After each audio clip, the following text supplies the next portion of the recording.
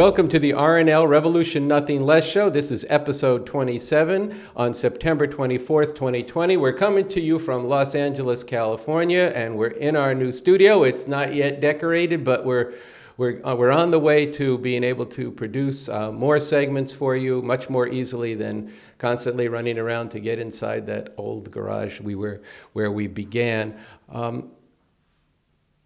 This has been an incredible week. It's incredibly agonizing, upsetting, and angering, and it's been unrelenting, beginning with the passing last Friday of the death of Ruth Bader Ginsburg, and within 1 hour, the rush to nominate what will inevitably be a Christian fascist judge, and rolling over their own precedents that they set in relationship to Judge Garland, who Obama nominated. This week we hit 200,000 dead in COVID. Trump saying that COVID hardly affects anyone.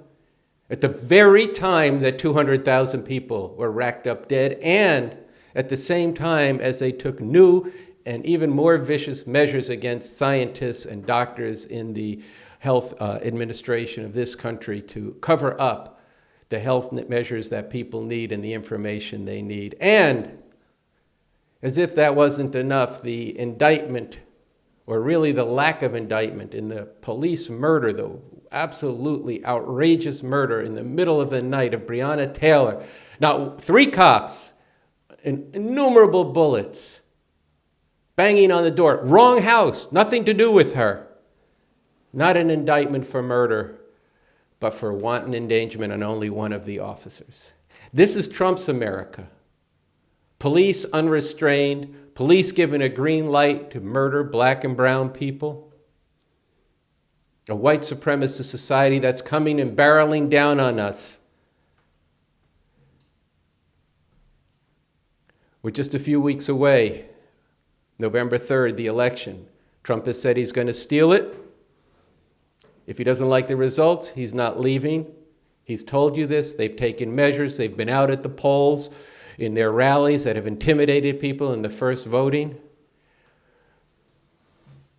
To all of you new and our returning viewers, this is a heavy time, but we have a way through all of this. That's what this show is going to be about. We're going to be talking to you today about several things, some of which I just mentioned, several things that all add up to it that we are in as Refuse Fascism has put it, a struggle for the future. Will it be fascist or will you? Will millions of people act on their consciences? October 3rd, we're beginning.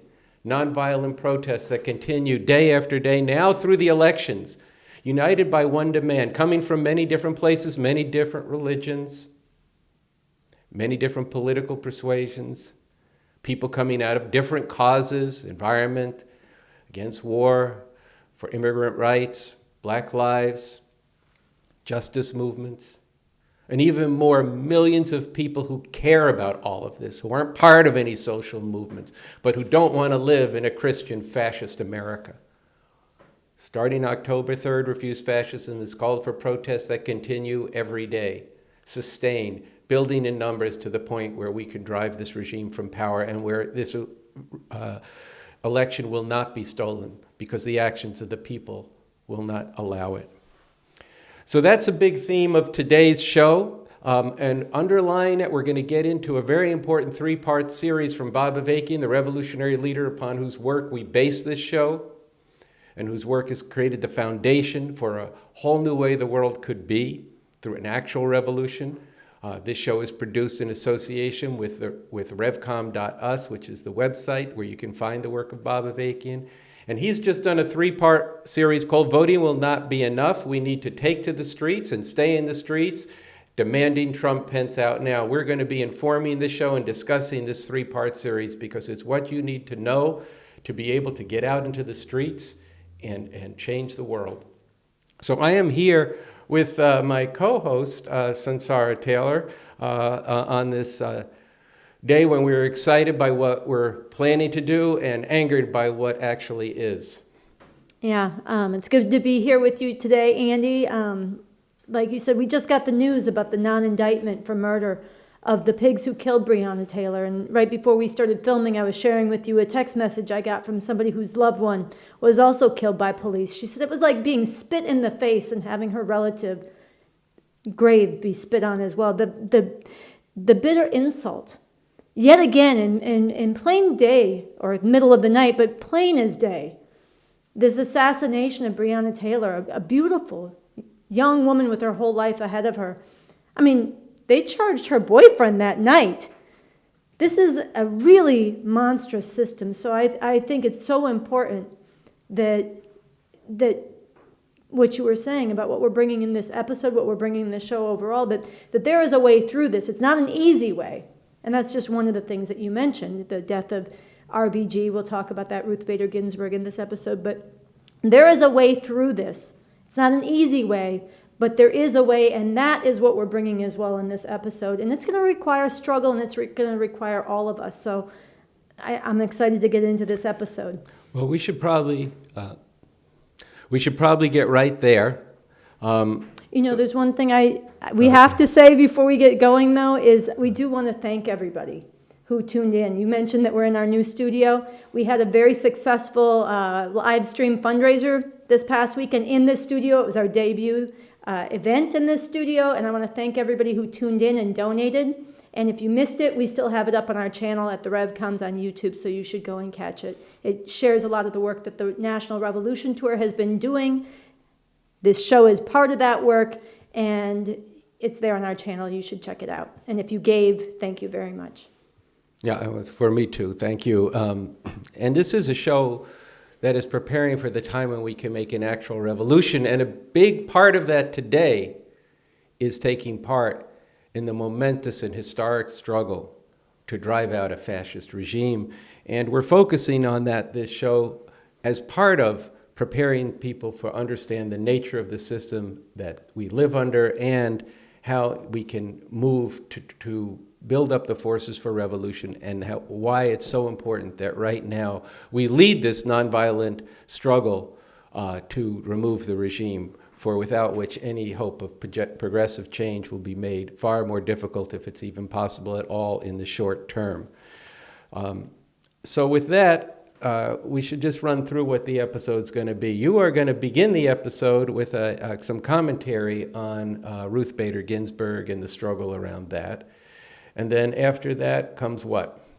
So yeah, we're going to bring a couple of very moving segments, voices of people in the streets fighting against this fascist advancement of Trump and everything he's unleashed. So there's a ceremony or a gathering and a protest that was held in Chicago honoring many of those who were cut down and killed while standing up for Black lives and standing up for justice. So we're going to bring you some of those voices, as well as a very inspiring audio with images put to it from a member of the Revolution Tour here in Los Angeles who was brutalized in South Central Los Angeles during a protest here, telling what was done to him, but why he is coming back and why more people need to step up.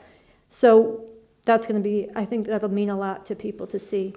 Yeah, and it leads into what we're facing and the rest overall in terms of that we're going to be in an extremely serious struggle that should be joyful, but it is serious. It's a determined struggle to, as I said, nonviolent mass protests that continue day after day. We're going to talk about this struggle. We're going to bring some voices from that struggle. We're going to give you a sense of how Refuse Fascism is calling for this, and we are going to discuss and point you to this new article, this three-part series from Bob Avakian on voting will not be enough. We need to take to the streets and stay in the streets, demanding the Trump-Pence regime out now. So that is going to be, that last part of the show is actually the bulk of our show, and stay with us. It's really important. It is literally a matter of life and death. So let's go right to Sunsara discussing Ruth Bader Ginsburg.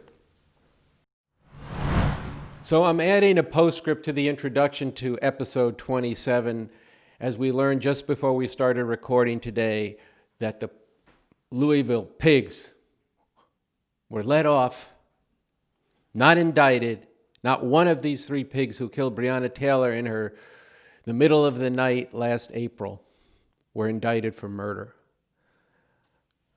This can't keep going on. but it will as long as we have this system. This system must be overthrown. Revolution is necessary, nothing less. We have to be working towards that now. And that this went down this way is also evidence of the law and order of this Trump-Pence regime and the kind of viciousness and white supremacy that this regime is bringing on top of the white supremacy that has been the whole history of this country. Now is the time that people have to get into the streets, and my understanding is, as I'm recording this postscript on Wednesday night, that they are in the streets tonight, and they need to stay in the streets for justice for Breonna Taylor, for George Floyd, for everybody who's been killed by these police, and recognize the tremendous danger to humanity and to the lives of black people and to everybody on this planet if this regime stays in power, which is why I'm going to be asking you, and our whole show today, as we said in the introduction, is about the day after day protests we're calling for October to demand the Trump-Pence regime out now. But I couldn't start this show without saying that we here are angry as hell about this, and that we are going to speak to it a bit at the end of the show, and then we're going to be covering this probably in dispatches in the next period. So watch our website, and please go to revcom.us for updates. Go to our social media at the Revcoms, Twitter, Facebook, Instagram, everything else, and be following what the Revcoms are saying. So this is a time of not just sorrow, but of determination to put an end to this system, to get organized for the time when a revolution could be made, and for right now, this fall, to do everything we can, no matter what our politics, our views are. If we're against this fascist regime and this white supremacy, then we need to get out in the streets and demand Trump-Pence out now. On Friday, September 18th, Ruth Bader Ginsburg died. Ginsburg spent her life fighting for the legal equality of women, and when she joined the Supreme Court, she became a core member of the liberal bloc that defended the rights of women, especially to abortion and birth control, that expanded the rights of LGBTQ people, and that attempted to defend the rights of black people to the vote. And when they were defeated in this, Ginsburg issued a scathing 35-page dissent. Ginsburg came to represent the hopes and aspirations of millions for gender equality, both for her decades of legal work as well as for the way she herself had to face down ugly discrimination throughout her life.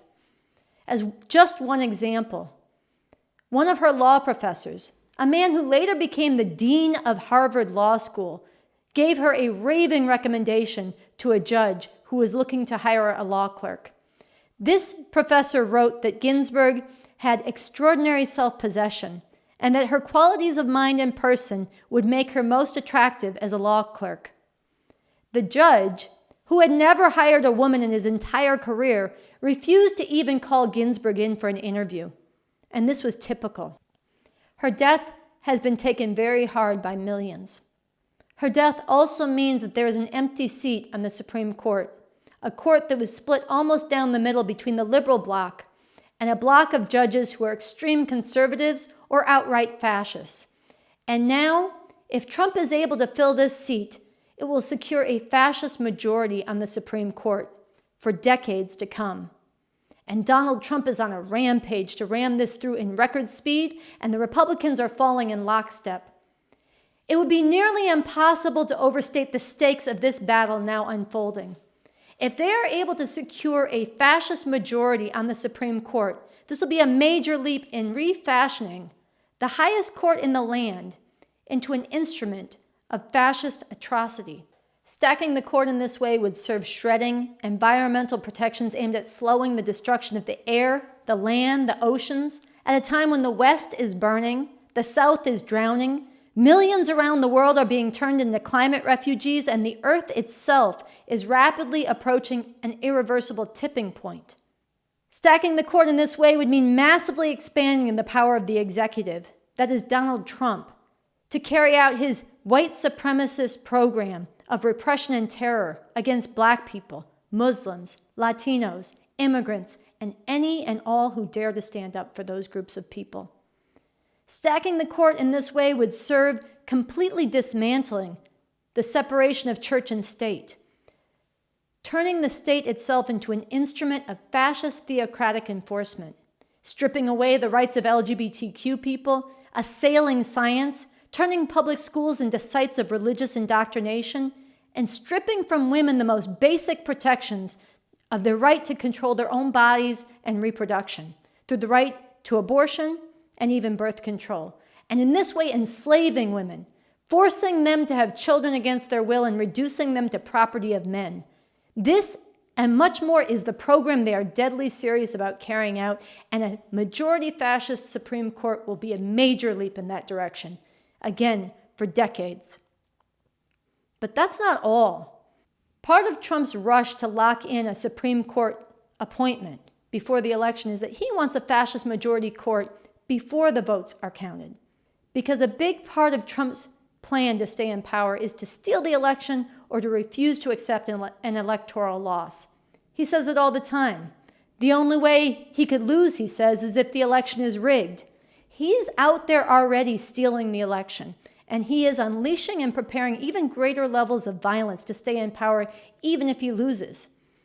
RefuseFascism.org and its call for people to take to the streets on October 3rd across this country and to come back in mass, growing nonviolent protests every day after that, demanding Trump Pence out now.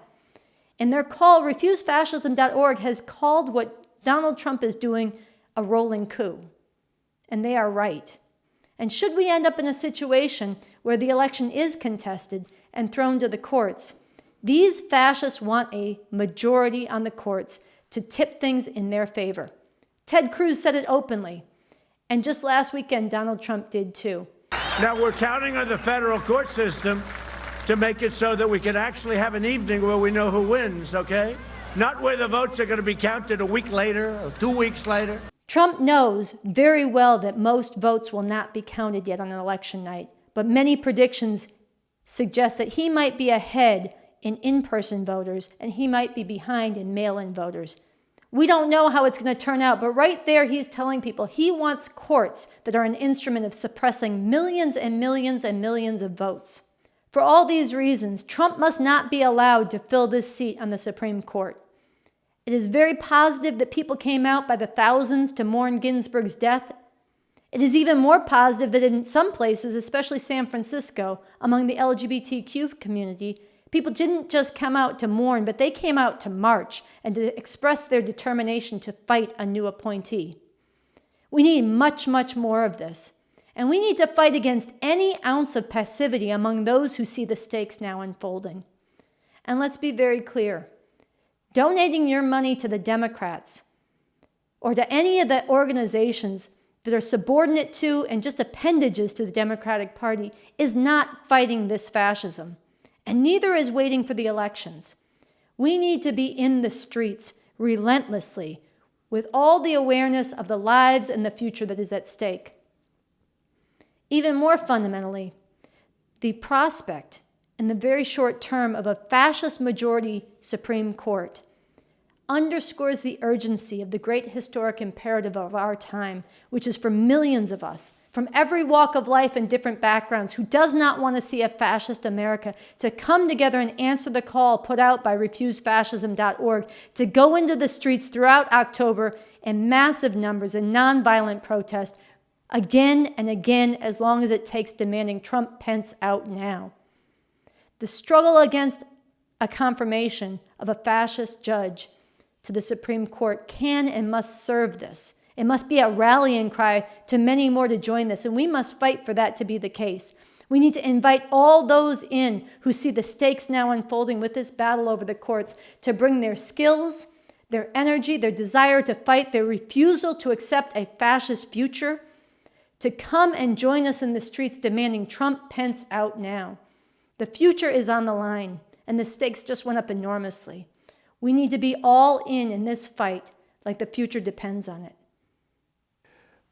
So that was my co-host, Sunsara, on the death of Ruth Bader Ginsburg and the struggle that has ensued afterwards. I want to take this moment to talk to you again about the new 3-part series up on our website, revcom.us.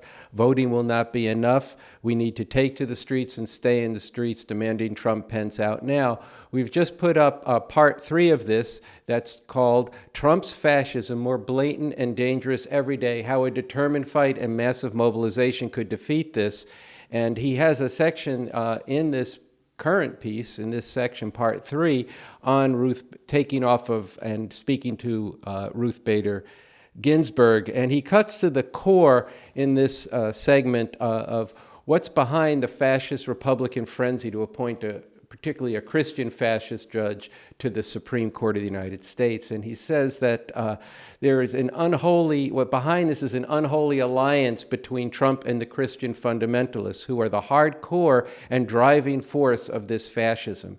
And he goes very deeply into this Christian fascism to drive home the point that everyone who doesn't want to reconcile living in a viciously and violently enforced theocracy, to living in a world where women are subordinate to men in every way, to living in a world where the right to control their own futures and destinies through abortion and birth control, to a world that's much more like the story, the novel, and the films, the TV series, A Handmaid's Tale, is envisioned in the country of Gilead, which is really what the United States is becoming. And in reality, this is what we're facing here with this regime. And that's what we have to confront. And he makes the case here, as he does many times here, why the only way to deal with this situation is to get into the streets in massive numbers to fight for a different future. But I did want to, before leaving this particular point about how he speaks to the question of the passing of Ruth Bader Ginsburg, say how he concludes, because he quotes the African-American theologian, Hubert Locke, who died a number of years ago, but who Bob Avakian has given a lot of attention to what he said about this Christian fascist movement. And in this part 3, he concludes with this. He says, and this is Hubert Locke speaking, quoted by Bob Avakian, "Were all this only a battle for the hearts and minds of the American people, we could wade into the conflict with a great deal less concern, confident that good sense and human decency would ultimately triumph over ignorance and bigotry. But this is a battle for power. It's about seizing the reins of government, manipulating the courts and judicial decisions, controlling the media, and making incursions into every possible corner of our private lives and relationships so that what the religious right perceives as the will of God will reign in America." This is the stakes of this battle. This is the stakes of our whole show. So before we move to the next segment, I do want to say a word about Bob Avakian, that this is an extraordinary political leader who's developed a strategy for revolution. He's developed and written a new constitution for a socialist republic in North America that's path-breaking, as not only creating a society where people would really be able to flourish, but actually a road through this new society that could move beyond all the divisions that exist today to a communist world as re-envisioned by Bob Avakian, building on the revolutions of the 20th century, but going far beyond and in many ways different. But on this particular question of the political development of Christian fascism in America, and understanding the centrality of the oppression of black people to the history of America and to the current political formation, Bob Avakian is without peer. There's extraordinary work here that I want to encourage you to go to. Yes, this 3-part series that we're featuring today, but also he has a new series up called Donald Trump, Genocidal Racist. And then there's a whole body of work and a very important article on our site that talks about Bob Avakian's history on the liberation, the oppression of black people and the liberation of black people in this country. So I did want to say that about Bob Avakian, encourage you to get into his work on our website to revcom.us, and on our channel at the Revcoms on YouTube, we have different segments and films and a podcast from Bob Avakian. All of this is stuff you should definitely get into. There's nothing like it, and it's what you need to understand the world. And if we're going to change the world in a direction that it brings about a far better future, we do have to know the world as it actually is, and he's deep in the method and approach to that and the actual content of that. Next, we're going to have two video segments that are very relevant to the moment we live in. The first is from a protest that we had around the country. I say we, Refuse Fascism, held protests around the country last week on the 17th of September, honoring the heroes who've been killed for defending black lives and organizing the movement to drive out the Trump-Pence regime. The first is going to be some video footage from Chicago, some people from the community speaking about who these people were and what they meant. And it's going to begin with a very moving poster that you can get from revcom.us. And then we're going to have a very brief segment, but it's very moving and very important for people to see this. As we've mentioned last time, Dijon Kizzee, a young man in Los Angeles, was murdered by the police. He was shot while the police were stopping him while he was on his bicycle for a bicycle infraction and shot him in the back several times, 20 times, I believe. And there were protests about that. One member of the Revcoms, Dizzy, was viciously attacked by the police. And he tells that story, but he also tells why he came back to continue the struggle, which I think is a very important lesson for all of us. So let's just go to those two video segments from Chicago, featuring the poster, and to Los Angeles. These are the heroes killed while standing up for black lives and justice in the beautiful rising. Protesters have been attacked by fascist white supremacist thugs who Trump has called very fine people. These are just some of those killed. We honor all to prevent even more. Trump, Pence, out now.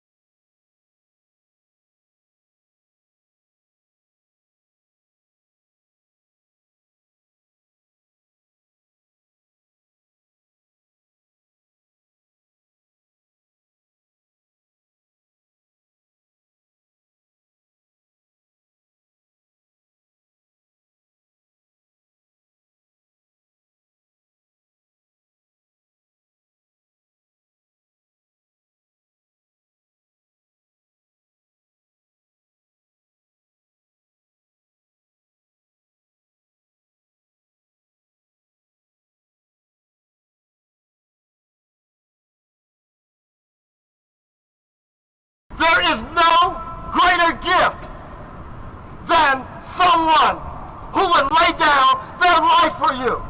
I'm going to talk about Anthony Hubbard. I'm going to mention his name. Say his name, Anthony Hubbard. I got to know this man. Didn't know him for 48 hours, but I got a chance to know this man. And I know he was about protecting people and doing justice, seeking justice. The man that shot him was 17 years old. Before he shot him, the National Guard gave him water because it was a hot day. Gave him water, paraded him around the town. And they set it up that the National Guards run the protesters this way, and the white militias group were right over him, and they shot the first guy in the head, and Anthony had a skateboard. He was riding a skateboard and went to hit him. He's a brave man. This man here was brave because he had an AR-15 and all he had was a skateboard. And he went to hit him to try to take the AR-15, and he got shot. I tell you, ladies and gentlemen, that Trump gotta go. Can y'all please say that? Trump gotta go. Trump gotta go. Trump gotta go. Trump gotta go. Trump gotta go. And as a direct of Donald Trump's misinformation and all the chaos and the rhetoric that he speaks out of his mouth, we have people that were murdered, like the brothers and sisters right here on this wall. These people were murdered because you have a president that does not really care for all the people in the United States. He only cares about a certain segment of the population. We have to work hard not to promote any type of racial divide in America. If we believe in humanity, we must stand together as human beings. And last but not least, let me say this to you. Last but not least, the reason I said it appears like we're going back to the 1960s because it appears we're still dealing with Jim Crow laws today. It appears we're dealing with segregation today under Donald Trump, the Jim Crow type of laws, all right? So what I'm saying to everybody, let's continue to unify and stay strong, stay diligent when you're fighting for the liberation of the people. Somewhere I read, there is no greater gift than someone who would lay down their life for you.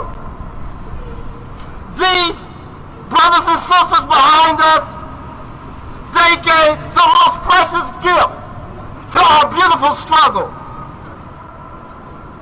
This same vile hatred is no longer being spewed by Bull Connor and George Wallace.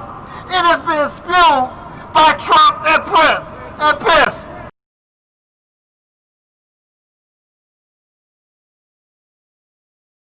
It was September 6th, Sunday. There was a small gathering of people who were responding to an emergency call because a 7-year-old girl was hit with tear gas at one of these peaceful protests. People were called out to be on their bikes, which is what Dijon Kizzee was actually on his bike when they decided that they were going to attack him, which resulted in them murdering him. People on their skateboards and on their roller skates. So yeah, we were out there. It was a very small gathering. Within a matter of minutes, it was declared an unlawful assembly. They came out with an army of sheriffs. It really dispersed people, if you want to be straight up. It dispersed people, but that was the guise under which they started to make these arrests. So in the process of that happening, this wall of sheriffs was approaching us very quickly, and I was fired upon at point blank range with some kind of projectile that hit me right in my groin and rendered me completely helpless. Like I was on the ground in a matter of milliseconds. And as is the standard mode of operation with these pigs, they literally came crashing down on me. One knee on my neck and one on my back. I actually had to coach myself into breathing and just trying to get oxygen. I could feel the weight of their knees coming down on me, compressing my chest and burying my chin in the gravel. All while they're yelling stuff, like get on the ground, as if I wasn't already on the ground. I really did feel as if these pigs wouldn't have been satisfied if by some chance they can put me all the way through the gravel and into the dirt. This is just like the first half of the kind of demented torment that they put people through. This is just my story, but this happens on the daily in this area and all over the country and all throughout the history of this country. I was actually injured pretty badly. They ended up having to take me to the hospital. And while we're in there, right, one of these pigs, he starts watching a video of like these long-range rifles being fired. And while I can hear the gunshots firing in the background on his cell phone, he asked me, "So are you coming back tomorrow or have you had enough?" They start talking about the kind of scopes that they want to outfit their rifles with. Stuff like this. It's horrible. I actually end up going to the hospital the next day, but I urinated blood for 2 days. I still find it very difficult to walk. I'm like in a lot of pain and discomfort. I have to ice myself. When they respond with their repression and their brutality, that has to fuel our determination actually to come back stronger each and every time. And this is part of what I find so inspiring about the people that have been coming out night after night. They're not showing fear in the face of repression. They're coming out, but again, it has to build. Their open brutality and their open repression is really starting to come to the fore. That has a lot to do with some people waking up, at least on some level, to the fact that this is fascism consolidating, escalating, and being exacerbated by a demented bully, Donald Trump. In terms of the September 5th, it was a good beginning, but it needs to grow. And, for anyone who is concerned about the fate of humanity and whether or not humanity will have a future at all, take up this struggle to demand Trump Pence out now, and then go fight for that struggle. We got a lot of work to do. Okay, so I think you can see how moving and important that was. I did want to once again draw attention to the new article from Bob Avakian, part 3 of the series. And he speaks about the question of fear in this article in terms of how people should approach this. And he says this: every decent person can take inspiration and find courage in the actions of the masses of people who have defiantly braved repeated attacks by police and government stormtroopers under the command of the Trump-Pence regime, as well as assaults by pro-Trump fascist thugs, and have poured into the streets to express their outrage over racist brutality and murder and their determination that this must end. And so this is why, as we go forward here into the next segment and the main part of today's show on this three-part series and on the call from Refuse Fascism to come into the streets in nonviolent protest every day beginning October 3rd, that you keep these two segments and these people in mind, having in your heart and in your mind that for everyone who falls in the struggle, 100 of us must stand up and carry this struggle forward, not just for ourselves, not just for our community, but for the people of the world.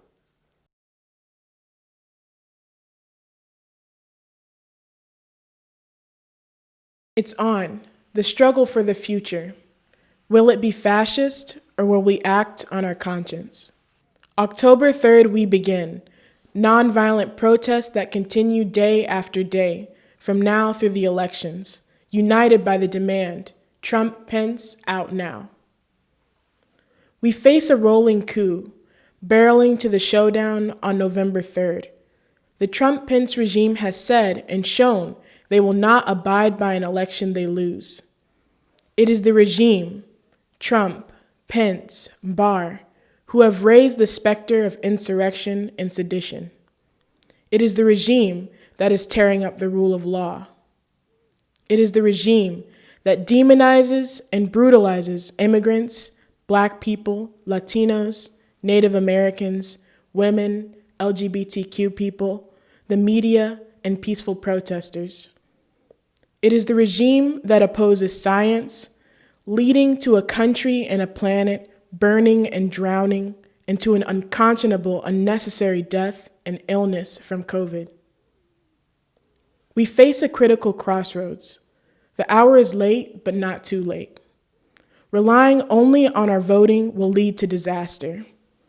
The Trump-Pence regime is subverting the elections now and preparing to nullify it. Waiting to act till they do so will be too late. Trump's MAGA mobs maraud around the country in water and land caravans. They murder protesters and innocent people by guns and by their cars. They spread COVID.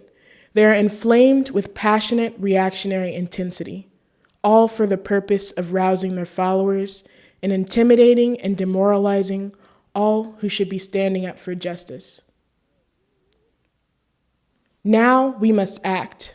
Beginning Saturday, October 3rd, gathering and bring our family, friends, and community into the public squares of cities and towns across the country, and nonviolent protest unified by the demand, Trump-Pence out now, and come back in waves day after day.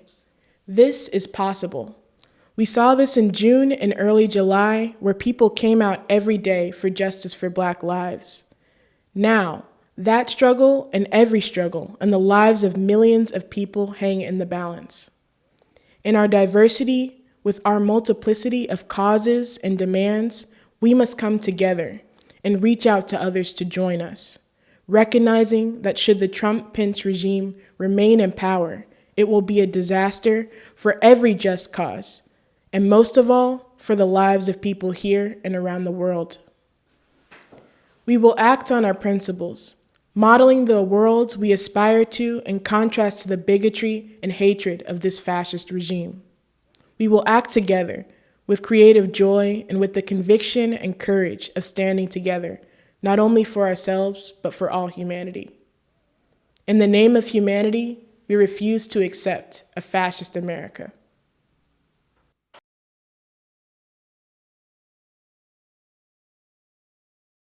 So that was Luan of the RNL show and the Revolution Club and the Revolution Tour here in Los Angeles reading the call for October by Refuse Fascism.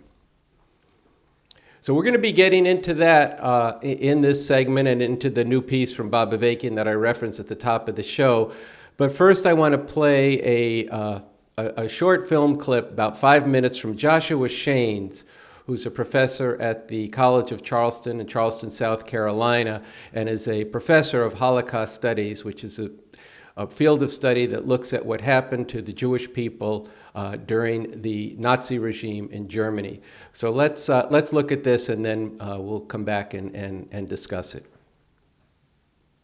Thank you so much. I've been teaching or studying fascism and nationalism for almost 30 years, since the mid-1990s. And I'd like to talk for a minute about the kinds of things that I've been talking about. And these are notes that I've taken and written years and years ago for classes that I've been teaching for 20 plus years.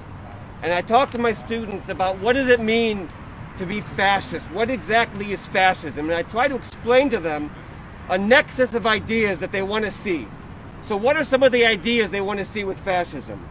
One, they want to see how fascists glorify a mythic past while blaming all problems on a demonized scapegoat community. Two, I talk about the Lügenpresse, the lying press mantra, which was a Nazi way of neutralizing the free press. Three, I talk about the valuation of violence as a positive good, what the scholar Robert Paxton called the beauty of violence. Four, I talk about the hope of leadership, that a male Superman is the singular hope for the nation and the restoration for traditional values, especially about racial and gender hierarchies. Five, I talk about the natural superior race being put down, victimized, forced to apologize for itself. I talk about Gleichschaltung, a German word which means the meticulous, years-long process of replacing bureaucrats, especially judges and other members of the justice system, into people who are lackeys of the party and its leader. I talk about how fascists view the world as a pseudo-Darwinian struggle of winners and losers.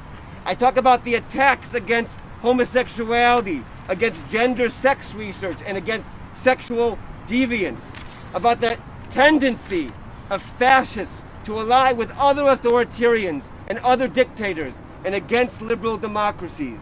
I talk about how fascists use paramilitary violence to destabilize their country and to threaten their political enemies, and how they work very often with the police in that action.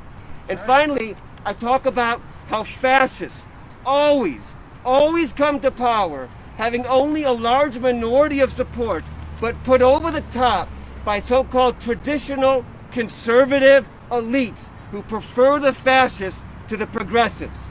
This happens time and time again.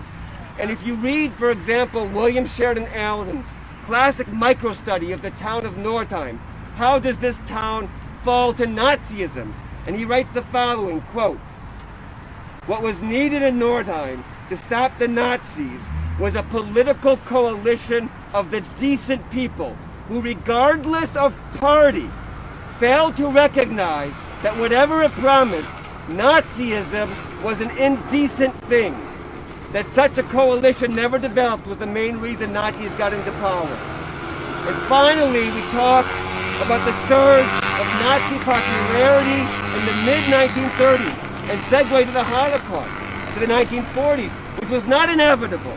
It was not preordained, but by that time, it was too late to do much about it. Now, I am Jewish, and I was raised very Jewish. And I was raised with the mantra of never again, that we must teach the Holocaust in order to prevent such atrocities in the future, to study how these catastrophes occurred, to help us see the warning signs and avert their repetition. That's why I became an historian. Never again is not a confident statement of self-evident fact. It's a moral call to act swiftly the moment we see the process begin again, targeting any vulnerable group. The call to prevent the next atrocity cannot wait until we've reached the final abyss. And let me be clear about something. Right. That's right. I wrote an article for Slate last week or 2 weeks ago, which I was very proud of, but the headline was somewhat misleading because it talked about a tipping point. And the truth is, there is no tipping point per se. There is no point where it's too late. It's just a question of the struggle getting harder, of more people dying and being hurt, of the damage on our country and our bodies taking a lesser or a greater toll. The time to act is always right now. Right.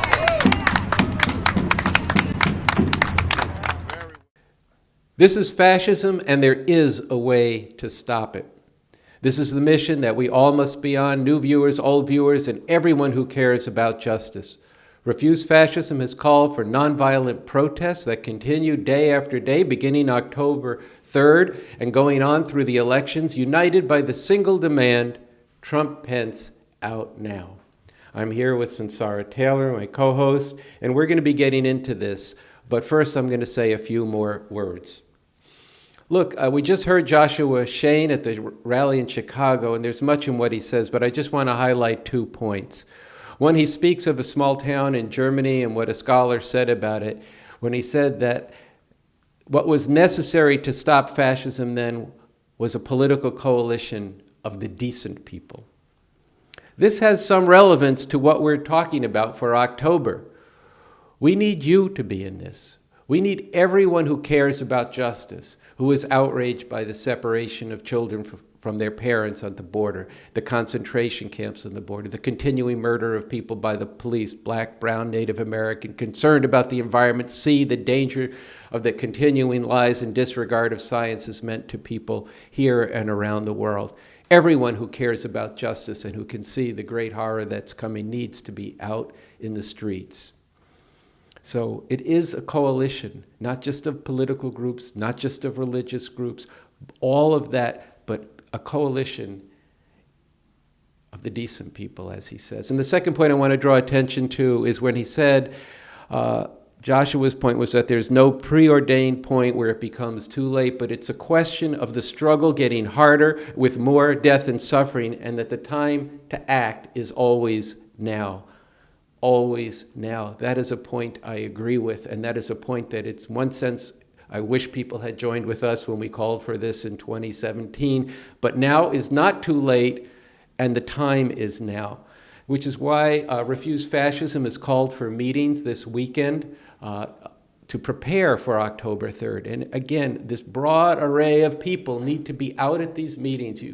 We need to learn from you the ways this can spread through your communities. We need to learn from you how you have connections with different people, how we can bring them together, their concerns, and we need to come up with a vision of what these protests are going to be. And Sunsara and I will talk about this a bit more later on.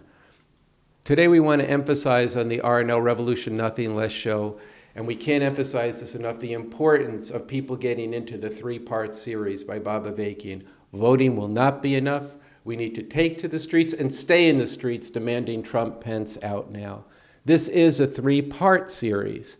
Part 1 is the Democrats can't fight Trump the way he needs to be fought. Part 2 is Trump is already stealing the election and threatening even more violence to stay in power. Already stealing and threatening even more violence to stay in power.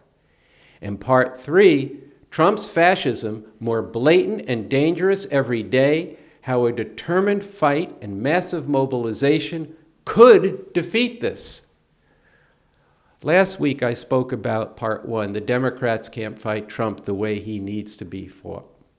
So I want to encourage you to go back and watch that segment, and more important, read part 1 of this series. Read his analysis. Nobody else has so sharply and clearly brought forward the deep reasons why the Democrats will not lead the fight that is necessary to defeat Trump. All 3 parts of this series begin the same way, and I'm going to read from the beginning.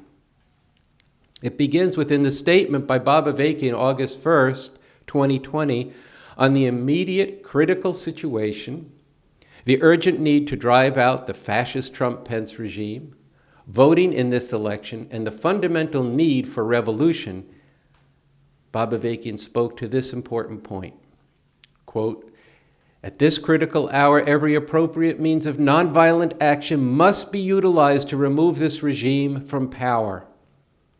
And if, in spite of mass protests demanding the removal of the Trump-Pence regime, this regime remains in power when it is time for voting, then, without placing fundamental reliance on this, using all appropriate means to work for the removal of the regime must include voting against Trump, assuming the election is actually held. And to be clear, this means not a protest vote for some candidate who has no chance of winning, but actually voting for the Democratic Party candidate, Biden, in order to effectively vote against Trump. At the same time, however, Bob Avakian strongly emphasized simply relying on voting to oust this regime will almost certainly lead to very bad, even disastrous results. And this is especially true given what this regime is already doing and what Trump is saying in relationship to the election. Part 2 is titled, "Trump is already stealing the election and threatening even more violence to stay in power." And on September 23rd, just this week, Trump said, once again, speaking of the mail-in ballots, which because of COVID, many people are going to do, increasingly Democrats, since they pay attention to science and what it says about the spread of the disease, Trump said, quote, "You know that I've been complaining very strongly about the ballots, and the ballots are a disaster," end quote. But to be clear, there is no evidence of this. Every study has shown that mail-in ballots are fine. But Trump went on to say, quote, "Get rid of the ballots," meaning the mail-in ballots, "and you'll have there won't be a transfer, frankly. There'll be a continuation." And he said the ballots, quote, "are out of control." And as Sunsara said earlier on this program, this week, Trump and the fascist Republican Party moved to ram through a fascist nominee for the Supreme Court to replace Ruth Bader Ginsburg. But Trump said in a speech that he demanded that the federal court system declare a winner on election night long before the election, long before the mail-in ballots were even counted. So you need to take that in. He has told you he's going to steal the election and that he's not going to leave office. He said it will be a continuation. So this section, this part 2 of Bob Avakian's article sharply and deeply goes into why, if Trump declares himself a winner and refuses to leave, in the absence of the truly massive mobilization in the streets demanding the removal of the regime, the Democrats will end up capitulating to Trump. I just want to say that again. Bob Avakian makes a very compelling case in part 2 why, if there is not this massive mobilization in the streets going into November and on November 3rd and on November 3rd, the Democrats will end up capitulating to Trump. You must read this, and you really have to take in the reason why, and why without this massive mobilization, the result would be disastrous. So one point that I want to explicitly quote and that I want to underscore from this part 2 is deadly serious, and it's life and death for the people here and around the world. Quote, Bob Avakian says, "It would be a very grave mistake to fail to take seriously what is being openly proclaimed by Trump and his fascist supporters. But as truly dangerous as these fascist threats and acts of violence and preparations to carry out even more violence are, being cowed by and capitulating to this would lead to far greater horror. The Trumpite attempts to suppress the vote must be actively and vigorously opposed, and people must mobilize now and in an ongoing way, demanding that the whole Trump-Pence regime must go." So that's part 2. Now, part 3 just came out, and it's titled "Trump's Fascism More Blatant and Dangerous Every Day, How a Determined Fight and Massive Mobilization Could Defeat This." This has just been posted online, and we're going to be returning to this next week, and we'll be, we want you all to be watching our YouTube page, and for those who are subscribers getting emails, we may be doing dispatches on this through the course of the week, particularly as it relates to the struggle around the lack of a murder indictment around Breonna Taylor. But I want to come back to now talking with Sunsara Taylor about this. We've had a chance to look at this piece for the last day or two, and so I wanted to ask you, what was your first response to this piece? Yeah, so what struck me is, I know on this show, we've talked about part one, we've been digging into in our lives and in our work, really taking leadership from part one and part two of this series. So I want to echo, people should read it on rebcom.us. But we've been living in the reality of what he's talked about in this, that Trump is stealing the election already. He's preparing greater levels of violence, the horror that's coming, the incredible science and the case that he makes and why the Democrats won't fight this the way it needs to be fought. So then we're sitting here and we're going, man, but so we have to fight it. So when I read this part 3 about how a struggle from the people, a determined fight and massive mobilization could defeat this. I'm just getting the title right. When I read this, what struck me the most is that it's not just a wish that the people could rise up and defeat this regime. It's not even just a moral imperative. It's the right thing to do. You have to fight it. Our moral conviction won't let this, fascism, this white supremacy, this misogyny, women hating, we won't let this go down without saying something and fighting it. But he makes in this piece a very vivid case for why it is absolutely within the realm of possibility and a realistic possibility that the power of the people, including people that we've seen demonstrate their power in recent days, just weeks ago, months ago, this year, not that long ago, but on a whole nother level in struggle, actually could reverse the whole dynamic in society. He walks you through this in a very vivid and in a way that, like I said, it doesn't, you're not left just with the sense we must, but actually we could. And I think it makes a difference if people have that sense in your certitude, your ability to fight. So this is what I have to say, it filled me with a much greater sense of possibility and hope. Well, I think it is important. He really breaks down in this how we could actually do this and why it would work, how in fact what the people do can impact the people in power who are not going to do anything to really stop this, why the Democrats won't fight them on the grounds where it could win, but how if the people were in the streets, it could really change the equation, as we saw in June and July, how it changed the whole conversation and even more began to uproot some of the white supremacy that's woven into the fabric of the country. But of course, they came back, and they're violently and viciously trying to reassert that. But in this struggle that, obviously it's hard for us to predict here because the non-indictment for murder of the 3 police officers in Louisville who murdered Breonna Taylor just came in just a couple hours ago. But as we're recording this episode, there are thousands of people in the streets in New York City. There's hundreds in different cities around the country. In Louisville itself, it's very joined. There's fascist militia marching and there's the people marching. So we don't know where this is going to go, but I think the exact hope that you're taking from what he brings forward, that the people who were in the streets before can be a force to drive out this regime. If this is reigniting and getting reinvigorated, that could be a tremendous thing, and it matters a great deal that there is justice for Breonna Taylor, that people continue that fight. But, and it's not really a but, it's an actual and, right?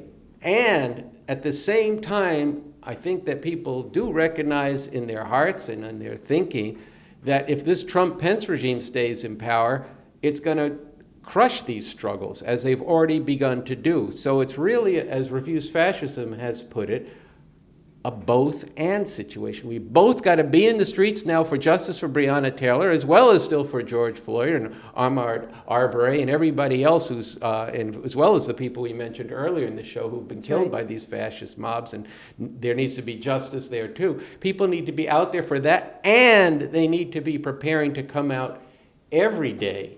That's right. Every day, starting October 3rd, to demand the Trump-Pence regime is going. And our vision of Out Now, I do want to say this for Refuse Fascism, is not that this is one protest, but that this is encompassing all these different streams of struggle from the environmentalists, but I want to speak just about this struggle. If this is, and I hope it is, continuing through next weekend, there should be marches for Breonna Taylor and for justice for Black Lives Matter. They should start wherever they start, and they should come through and gather in the central square, wherever the protest is going to be in different cities to demand Trump Pence out now. And from that central square, if people gather every day, hundreds of people, scores of people, or thousands or tens of thousands of people, they should then march out around particular things, but with the overarching demand that doesn't crush these other demands, but elevates them to the immediate danger that we face from this Trump-Pence regime. So I think this point that you're making is important, that there is the basis for this in that struggle. We could see it there, not only that struggle, but That's in right. that struggle. And now that it's hopefully reigniting, we can't say for sure, we should see these two things coming together. Yeah, we can't say for sure, but we also have to play a role in this in terms of just the reigniting of the struggle around Black lives. Everybody with a heart should care deeply about fighting right now, should be in the streets and be moving people in the streets and bringing this society to a halt the way it was this past summer. Because this is an insult on top of an insult. After all the struggle, all the sacrifice, everything people saw. And then this should also inspire and reignite people who've been struggling for the climate, who've been struggling and now see women's lives and LGBTQ lives on the line with this Supreme Court nominee.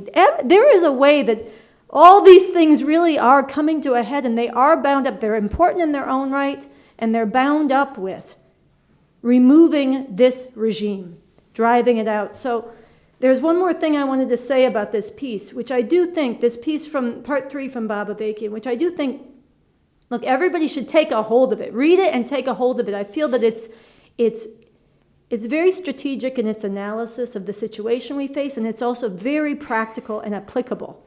What sections of people we need to go out and unite with and bring into this? How could this happen? What happens when the people stand up and struggle?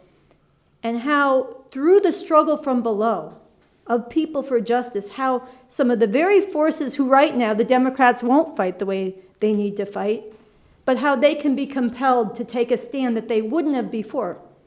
You know, over the summer we saw them all of a sudden, they're talking about systemic racism. They're talking about, maybe we should cut back funds. They're doing for the police. They're doing all kinds of things they never would have done before. Well, if we get this struggle demanding Trump Pence out now, with the forces of people, massive, nonviolent, but relentless and growing, how that could shift what different figures with very different interests than the masses of people, what they will be compelled to do and say to maintain their legitimacy, to try to hold things together, and how that itself can create new freedom from the struggle from below. And there's a lot of science and there's a lot of practical guidance in this piece. So I do feel, I know I said it gives me hope. There's work involved in it too, but there's pathways being identified. Right. Well, I think that how the struggle from below can change the political equation is something that's very important for people to get into in the article itself, and we'll be returning to that analysis and why that is the case, and there's a lot to be said about that. Just before we wrap this up, I want to say 2 other things about the article. There is a question that people might say, how can you do this? Well, we've put out the call. Mm-hmm. We've talked about the necessity for it. Now we have to organize it. That's what happens this weekend. We have to organize it. Refuse fascism, for all what people say about it, we have mobilized thousands of people over the last 4 years. Some protests have 4,000, some have 40. We've mobilized thousands of people. Hundreds of thousands have seen our message. We have to get back to every single person who we've ever spoken to. We have to find the ways to do that. We have to raise the money to be able to reach them, because as some of you know, Facebook and the other social media restricts who you can get to, so we need to be boosting our messages to people. We need to get back to everyone and say, bring your friends, bring your family. The materials are on the website, refusefascism.org, as well as on revcom.us. We need to organize them. We need to get those people as a basic base of this. And then we're going to go from there. And out in this protest, We can't just be part of it. We have to be those who understand the need for this, have to be organizing within these protests, not replacing, not competing, but organizing for this. People have to make connections. Next weekend's meeting, this coming weekend, will just be a couple days after those who watch this early in the first 2 days it's up, need to come to these meetings with your ideas. What would it be like in the Central Square? What should it look like? How do we have protests that go out from the square and come to the square?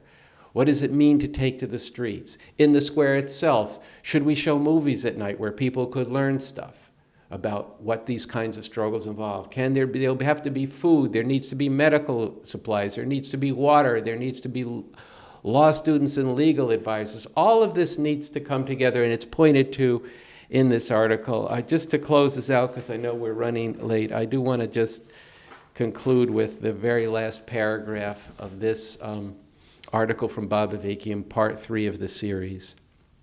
He says, the crazed fanaticism of the fascists, insisting that Trump must remain in power no matter what, must be met and overwhelmed by the conscious, passionate intensity of masses of people who hate everything that this fascist regime represents, who recognize the very real existential threat that this regime represents for humanity and are fired with the righteous determination that this regime must go. And here I just do want to return to that echoes this in the call for October from Refuse Fascism, where it says, as you heard earlier, that in these protests we will act on our principles. We will model the world we aspire to in contrast to the bigotry and hatred of this fascist regime. And we will act together with creative joy and with the conviction and courage of standing together, not only for ourselves, but for all of humanity. In the name of humanity, we refuse to accept a fascist America. And so with that, Sunsara, I think we have to close, and we should close this episode. Stay in the streets. Stay in the streets. Prepare to stay in the streets every day around every issue that this regime is assaulting the people with, and get in the streets around a single unifying demand: Trump, Pence, out now.